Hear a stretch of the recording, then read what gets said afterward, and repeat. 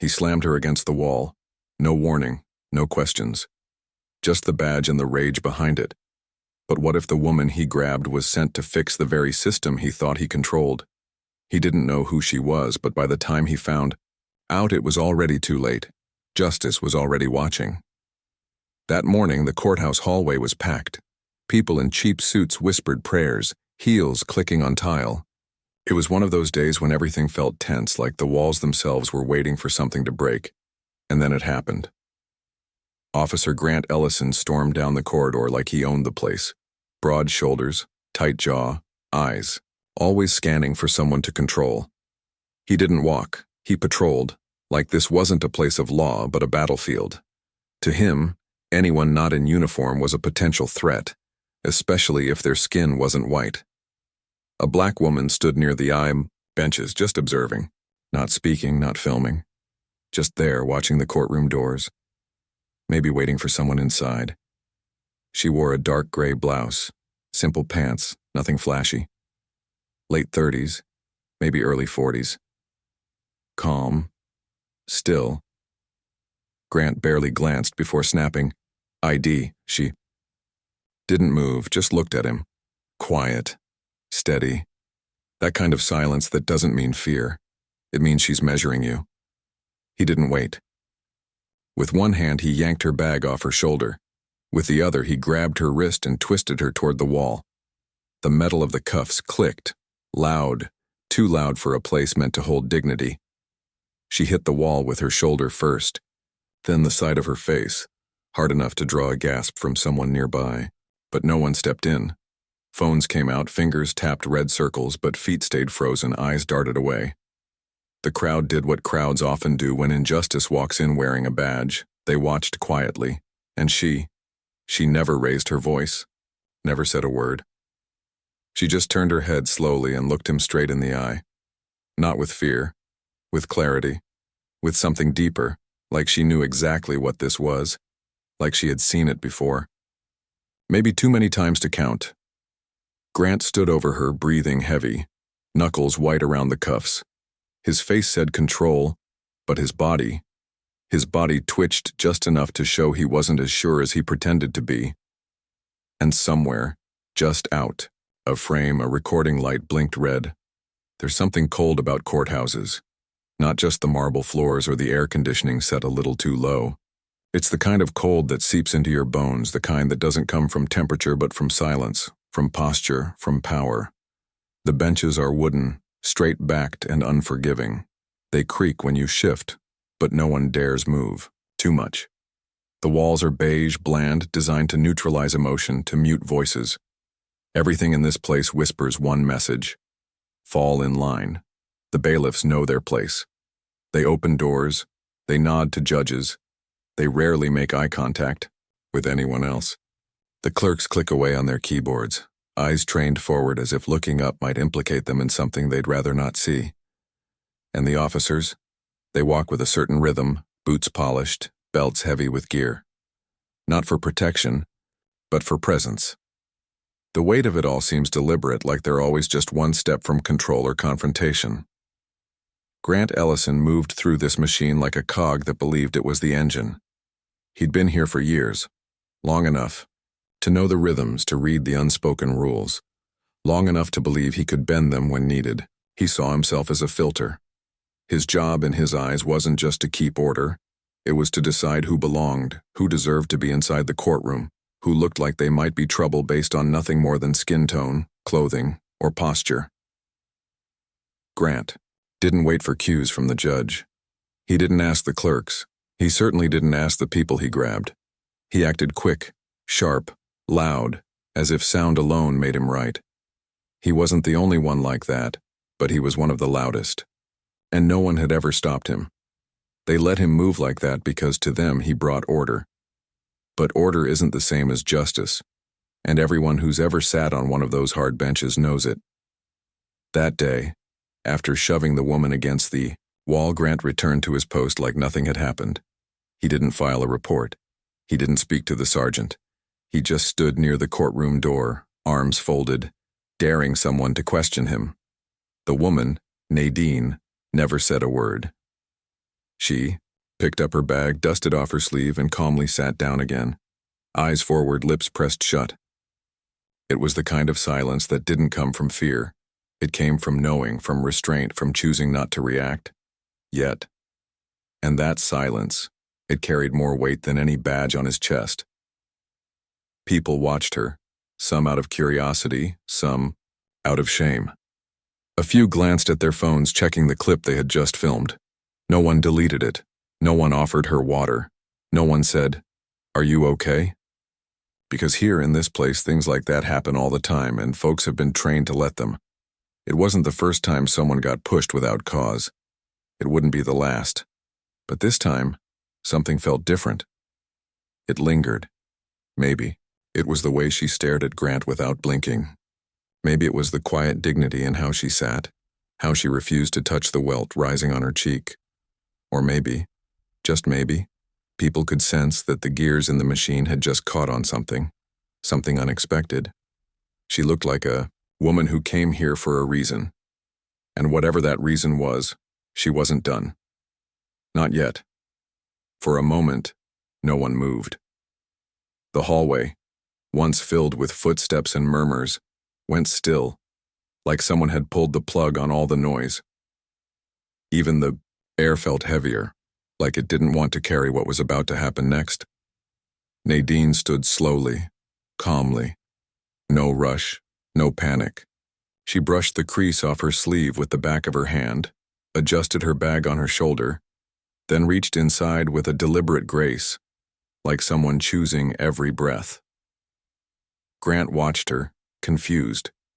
His stance stiffened like he was bracing for another challenge, another complaint, another routine excuse from someone trying to act tougher than they looked. But Nadine didn't argue. She opened her wallet, flipped it open, and held it out for everyone to see. A gold shield, police blue, a name in raised silver lettering, Chief Nadine Monroe, District 12 Police Department. For a second, it didn't register. Then it did. A young officer down the hallway gasped, his mouth falling open like a door unlatched in a storm. A few feet away, a court clerk dropped a pen. It hit the floor with a click that felt too loud. Inside the courtroom, the judge had been mid-sentence, but his voice caught. He paused, leaned back slightly in his chair, and glanced toward the hallway with narrowed eyes. Someone whispered, "No way. She's the new chief." But Nadine didn't need the noise. She looked directly at Grant, her voice even, measured, not loud, but impossible to ignore. "I was sworn in yesterday," she said. "And I came here today to see how justice is applied in this building." Quietly, observationally, no announcements, no special treatment. Then she let the silence speak. It hung there, pressing in from all sides until even the ceiling seemed to lean in closer. Grant didn't blink. His hand loosened on the radio clipped to his chest. His jaw flexed, but no words came out. And for the first time, maybe in his whole career, he looked unsure, not just caught off guard, but exposed. And now Nadine added, her voice soft as a breath, "I've seen exactly what I came to see." That was the blow. Not a scream, not a scene. Just truth wrapped in composure, delivered with eyes that had seen too. Much to be shaken, Grant opened his mouth, then closed it again. There was nothing to say. No protocol for this, no line from the handbook that could pull him out of it, and the people, they just watched. Phones still recording, eyes wide, breaths held, not because she raised her voice, but because she didn't have to. The sun wasn't even up yet. Nadine sat in her car, parked across the street from the courthouse. Engine off, window half cracked. A warm coffee cup rested on the dashboard, untouched. The kind of morning where everything is quiet, but your mind won't stop moving. She leaned back against the seat, eyes fixed on the building in front of her. That old courthouse, same stone steps, same faded brick, same cold glass doors. Different reason for being here. She hadn't parked here in years. Not since the day she was 17, holding her mother's hand, trying to understand why security guards were shouting at them like they'd done something wrong. Her mother hadn't raised her voice. She never did. She wore a sleeveless blouse and a long skirt, nothing fancy, nothing flashy. But a female officer stopped them at the entrance, glanced at her mother from head to toe, and said coldly, "You can't come in here dressed like that."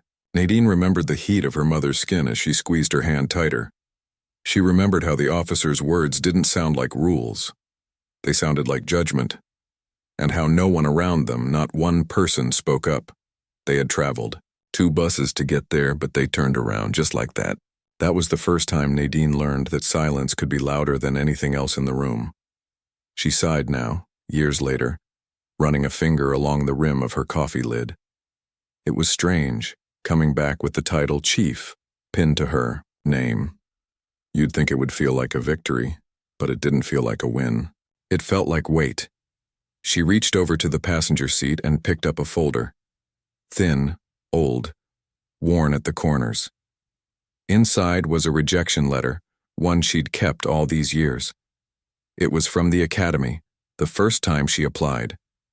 Back then, she was fresh out of college. Determined. Sharp. Fit. She passed every written exam, aced every physical test. But during training, she filed a formal complaint after witnessing an instructor making racist comments toward another recruit. They called it insubordination. She called it the truth. And the next week she was out. No explanation, no apology, just an envelope. She could have walked away from law enforcement then, and she almost did. But her mother had just been diagnosed with breast cancer. And in one of those long nights between appointments and prayers, Nadine found something in an old keepsake box. A letter, folded 4 times, ink fading at the edges. "Justice doesn't wear a badge," it said. "It walks in your spine. If you feel it there, don't let anyone break it." Her mother had written it years before after that humiliating day at the courthouse. Nadine never showed the letter to anyone, not even the review board when she reapplied. But she carried it, literally in her wallet, right behind her ID. It wasn't a badge, it was a promise. Now, in the quiet of this early morning, she unfolded that letter again, let the words settle over her one more time. She looked at her reflection in the rearview mirror, eyes older, wiser, but still carrying that same fire. She wasn't that girl holding her mother's hand anymore. And she wasn't the cadet begging for fairness from a broken system. She was the one walking back into the building, not as a witness, not as a victim, but as the chief. And justice, it was still in her spine, steady, unshaken. She closed the folder, slid it under her seat, and finally took a sip of her coffee. The bitterness was familiar, but this time it tasted like purpose. She opened the door, stepped out onto the street, and straightened her blazer. No sirens, no spotlight, no announcement. Just a quiet decision. Today, she wouldn't be silent. The door shut with a soft click. No echo, no metal slam. Just finality. They were alone. A narrow conference room tucked behind the administrative offices. No cameras, no reporters, no lawyers. Just beige walls, a wooden table, and the kind of quiet that feels like a storm waiting to start. Grant Ellison sat stiff in the chair across from her, arms crossed tight, jaw locked. He hadn't said a word since she summoned him, but his eyes, they burned like a man cornered and still trying to pretend he wasn't. Nadine placed a file on the table between them. Thick, marked with a red tab. "Before you say anything," she said, calmly, "I'd suggest you look through that." Grant didn't move. Nadine flipped the folder open herself. One page, then another, then another. Inside, printed screenshots, body cam stills, incident reports with highlighted inconsistencies, internal memos that somehow disappeared before becoming formal complaints, names, dates, patterns. "You think no one was watching," she said, her tone level, not angry, just steady. "But someone always is. A bystander, a victim, a young officer who's not as loyal to your silence as you thought." Grant scoffed, a bitter sound. He reached for one of the papers, skimmed it with practiced arrogance. "This is garbage," he muttered. "You dragged me in here to what? Make a point? Humiliate me again? You already did that out there in front of the whole damn courthouse. He leaned forward, voice rising. You think I didn't see the look in your eyes? This isn't about justice, this is personal. Nadine finally sat. She didn't flinch. She didn't fire back. She let his words settle. Hang. Fade. Then she spoke, quiet, almost too quiet. You didn't just humiliate me, Officer Ellison. You humiliated the badge. Grant blinked. Excuse me? She leaned slightly closer, not aggressively, but with purpose. That uniform doesn't give you the right to grab, to shove, to profile. It gives you the responsibility to protect, to serve. With restraint, with integrity. You forgot that a long time ago. She paused, eyes fixed on his. And worse, you taught others to forget it too. Grant laughed, short, hollow. You've been chief for what? 2 days? And suddenly you're the moral compass of the entire department? He pushed the file back toward her. This is a witch hunt. Old cases, complaints from people who hate cops. You think any of this holds up? Nadine didn't answer immediately. She took a breath, let the silence do its job. Then she reached into her jacket and pulled out a flash drive. She placed it on top of the file. That's from the locker room camera, she said softly. You thought it was off. It wasn't. That's you, telling a rookie to handle the loud ones early. That's you laughing when a man with a stutter was cuffed before he could explain he was a witness, not a suspect. Grant's expression shifted just a flicker, but it was there. You don't know what it's like out there, he snapped. You walk in now with your title and your speeches. Don't talk to me about what it's like, she interrupted, her voice still calm but razor sharp. I was the one being watched while doing everything right. I was the one who had to memorize procedures twice as well because I knew I wouldn't get a second chance if I slipped. She leaned back, finally. The difference between you and me, Grant, is that I never used the badge as a shield. I carried it as a weight. He shifted in his chair, suddenly smaller. For a moment, neither of them said anything. Then Nadine stood, picked up the file, the flash drive, held them both in her hands. This isn't about revenge, she said. It's about reckoning. She walked to the door, stopped just before turning, the handle. You built a career on fear, but that only works until someone stops being afraid of you. She turned her head slightly, just enough for him to see the side of her face. You've been the loudest voice in the room for years, Grant. Let's see how you handle silence. And with that, she left him sitting there. Alone. No spotlight, no audience. Just the sound of the air vent buzzing and the heavy, bitter taste of being truly seen. It started with a clip. Just 23 seconds long, a shaky cell phone recording, grainy, slightly tilted. You could see the edge of a patrol car, a sidewalk, and a boy, maybe 15, maybe 16, standing with his hands half raised. His backpack was already on the ground. His voice, though faint, was calm. I didn't do anything, I was just... Then came the shove. Officer Grant Ellison lunged forward, grabbing the boy by the collar and flinging him sideways. The kid hit the curb hard, shoulder first. You could hear the snap, even through the bad audio. The boy screamed once, then went silent. The clip froze. On his face, twisted in pain, hand cradling his arm, legs too stunned to move. It was the kind of footage that made people stop scrolling, and it was posted by Tessa Duvall. She uploaded it without a caption, just the video and a date. 6 years, Igo, Crestwood County. My little brother. It didn't take long to spread. By noon, it was on every major feed. Hashtags started stacking up. Justice for Jalen. Stand with her. He was just a boy. People remembered that name, Jalen Duvall, the kid who resisted arrest outside a library. The news never showed the clip back. Then, just a mugshot, though he was never charged. The arm had healed crooked, and the family, they'd stayed quiet. Until now. That evening, Tessa stood in front of a live camera. No fancy backdrop, just a brick wall behind her, a single mic in her hand and the look of someone who had carried silence too long. Her voice didn't shake. Not once. 6 years ago, my brother was hurt by Officer Grant Ellison. He wasn't a suspect. He wasn't a threat. He was a teenager who had missed his bus and was sitting on the curb reading a comic book. That day, Grant broke his arm. What he really broke was our trust. She looked directly into the lens. He never said sorry. Never faced discipline. Never even acknowledged it happened. But I'm not here to ask for an apology. I'm here so no one else has to stay quiet like we did. She paused, letting that sink in.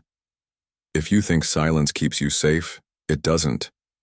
It just delays the truth. The broadcast only lasted 2 minutes, but by morning, it had more than 8 million views. The comment sections overflowed. Why did it take this long? Where was internal affairs? My son looks like Jalen. This could have been my kid. The pressure cooker cracked open, and this time the steam wasn't staying in the room. News anchors called it a breaking point. Activists called for Grant's resignation. Even officers in other districts began quietly unfollowing him on social media and everywhere. The hashtag Stand With Her lit up the digital sky. Nadine saw the clip around 5:30 a.m. She was already awake. Couldn't sleep much lately. The email came from an old contact in the media bureau. Just 3 words in the subject line. You need this. She watched it once, then again, then sat with her hands folded for a long time, staring out the window as the sun pushed its way into the sky. She remembered that name, Jalen Duvall. She remembered the report back then. It had been framed as use of force in response to non-compliance.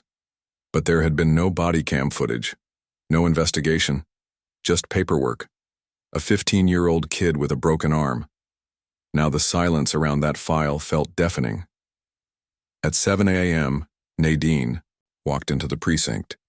There was a different kind of air in the room that morning. Not fear, not anger, something quieter, heavier. The kind of quiet that comes when people know the wind has shifted but haven't figured out which way it's blowing yet. Grant wasn't there. He'd taken a sick day. But the murmurs followed him anyway. One officer leaned against the coffee counter, scrolling on her phone.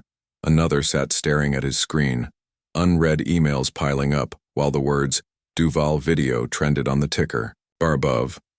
No one said it aloud, but everyone knew. Something had cracked, and this time, it wasn't going to be swept away with a memo or a retraining session. Tessa didn't post again that day. She didn't need to. The video had spoken. The silence had ended. And the ripple it sent out was just getting started. Grant Ellison stepped through the front doors of Crestwood Police Department on a Monday morning, expecting the usual nods, the usual morning, sir, even the weightless privilege of being noticed. But what met him was nothing. No one looked up. No one greeted him. The door hissed shut behind him, sealing off a hallway thick with silence.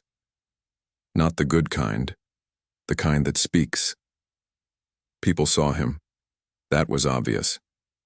But their eyes just slid away like rain on glass, like he'd turned into part of the wall. Once Grant was the officer rookies looked up to, the one with the reputation for being tough but necessary. People used to say, he gets things done. Now no one said anything. Not even the ones who used to slap his back in the locker room or chuckle at his dry, mean humor. He passed the break room. The coffee machine buzzed softly. A young officer poured herself a cup, glanced up, and turned, her back. Not in a rush, just quietly, deliberately. One of those movements that cuts deeper than a shove. In the main hallway, someone pinned a new flyer on the bulletin board. It fluttered slightly as Grant walked past. He didn't catch what it said. He didn't need to. He opened his inbox. The subject line said it all. Administrative leave. Effective. Immediately. No explanation. No signature. Just an attached PDF with his name and badge number. He stared at the screen for a moment longer than necessary, then leaned back in his chair and stared at the ceiling, blinking hard like maybe the lights had changed and he just didn't catch it. After a moment, he did what he'd never thought he'd have to do. He typed an email. Fast, heated, defensive. Subject: urgent, internal division. Chief Monroe is tearing this department apart. The public is turning on us. She's feeding them a narrative that paints officers like me as villains. If we don't stand up now, morale will collapse. We need leadership. We need action before it's too late. He hit send, then sat back, waiting for something. A reply came within 10 minutes, from Nadine Monroe herself. One sentence: "No, you tore it apart. I'm just cleaning up." That was it. No greeting, no explanation, no room for debate. And later that afternoon, the email leaked. No one ever said how, but it showed up in the department group chat, then on a law enforcement subreddit, and finally in a local paper's digital edition. Not the whole thing, just one line. "She's tearing us apart." Beneath the quote, an anonymous officer replied, "No, sir, we were already broken. She just turned on the lights." That's when it really started, the unspoken shift. Grant came back the next day to collect some things. Nothing big, just a few files, his gym shoes, the mug with the chipped handle he used every shift. The station looked the same, but it didn't feel the same. It felt like he had become a stranger in a place he used to command. He passed by a trainee, barely 20, fresh uniform still stiff in the shoulders.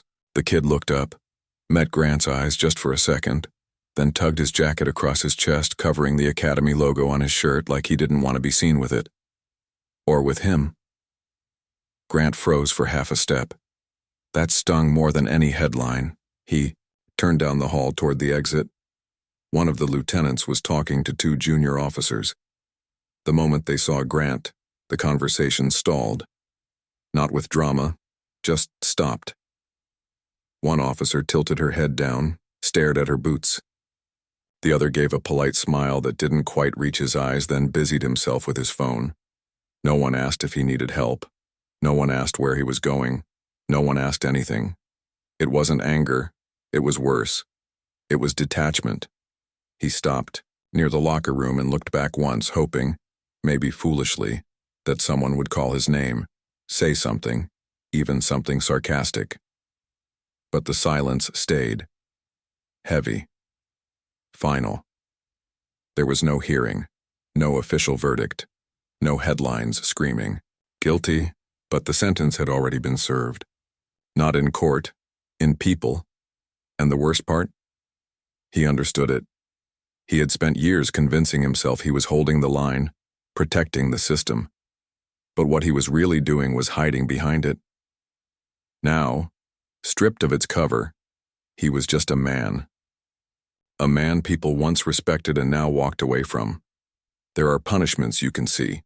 Suspensions, fines, write-ups. And then there are the ones you can't. The ones that live in every empty hallway, every back turned, every conversation that dies when you walk into a room. You don't need a courtroom to feel that kind of judgment. You just need a department full of people who've stopped believing you ever deserved the badge in the first place. The meeting room wasn't big, just enough for a long table, a pot of lukewarm coffee, and 20 folding chairs that creaked when people shifted. But that morning, something in the air made it feel different. Lighter. Still nervous, still cautious, but laced with something that hadn't lived there in a while. Possibility.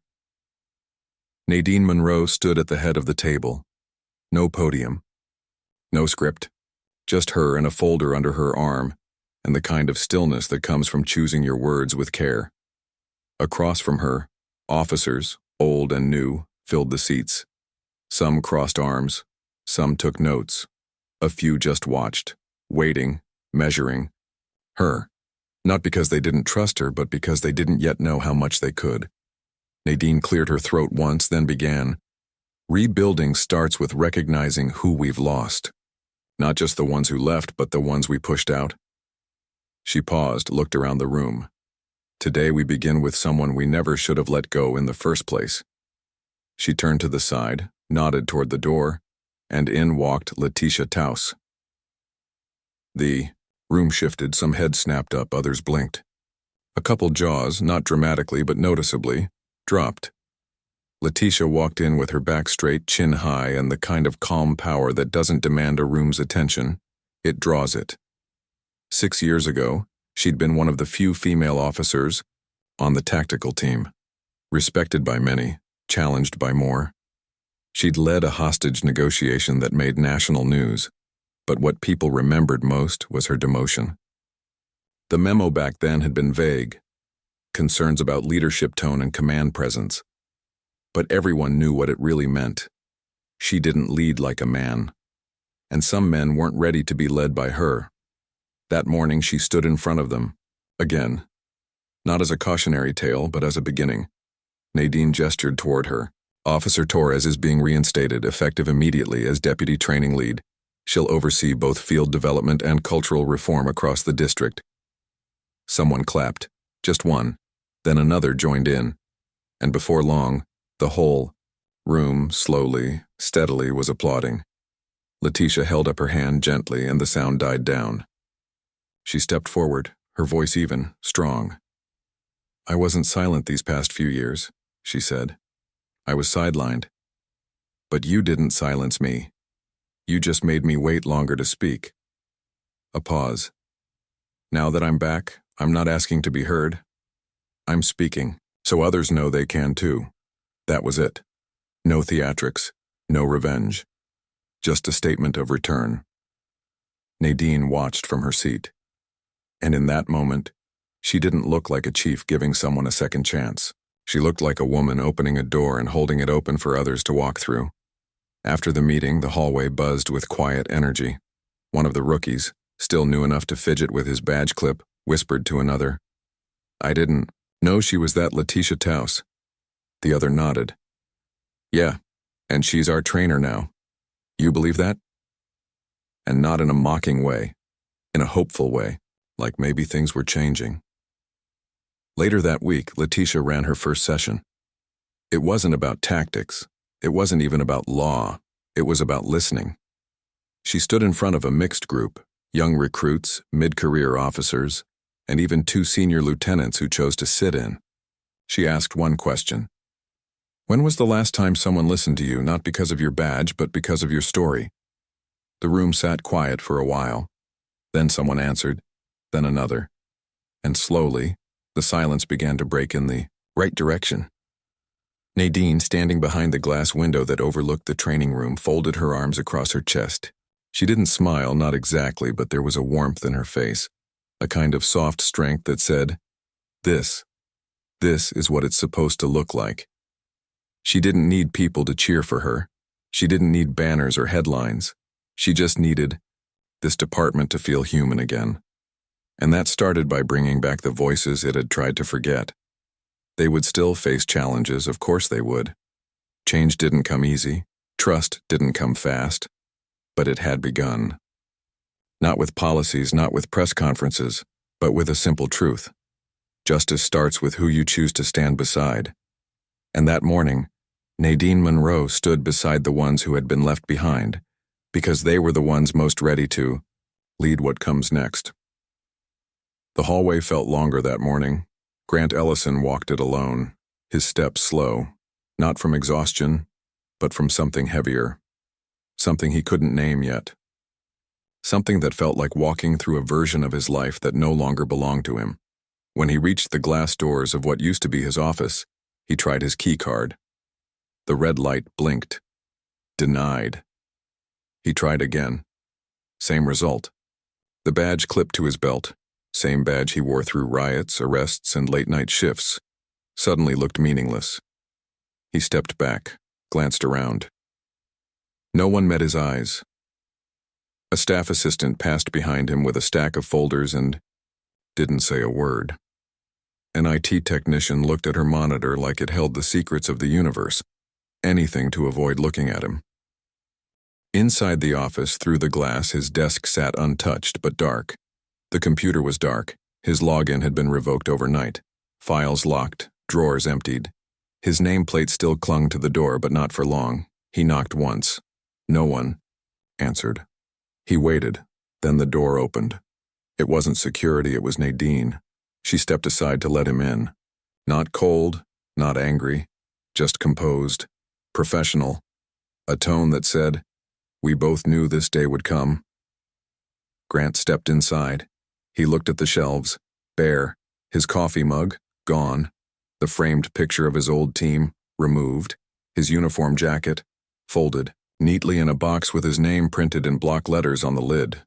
"What is this?" he asked, though he already knew. Nadine didn't answer right away. She sat behind the desk, opened a file, and clicked a pen. The only sound in the room was the pen scratching against paper. She didn't lecture him, didn't raise her voice, didn't ask for his side of the story. She turned one page, drew a single line through a name. His name. "Effective today," she said softly. "Your employment is terminated." Grant swallowed, but still said nothing. Nadine closed the folder, placed her pen on top, then looked him straight in the eye. "No need for a trial," she said. "The people already judged." And she meant it. Not just the press, not just the online fury. She meant the cadets who stopped quoting him, the lieutenants who stopped inviting him to briefings, the clerk who didn't look up when he walked past. They had spoken, not with words, but with distance. He looked around the office one last time, searching, maybe for a glimpse of who he was, or who he thought he was, or who he believed others saw in him. But the room gave nothing back. He picked up the box. It wasn't heavy. Just a few things: his badge, a watch, the old notebook he used to carry during field interviews. "That's it?" he said, more to himself than to her. "That's it," she replied. No handcuffs, no court date, no spectacle. Just the end of a story he thought he'd always control. He stood there a moment longer, as if waiting for someone, anyone, to say something. "You can go," Nadine said gently. "There's nothing left here for you."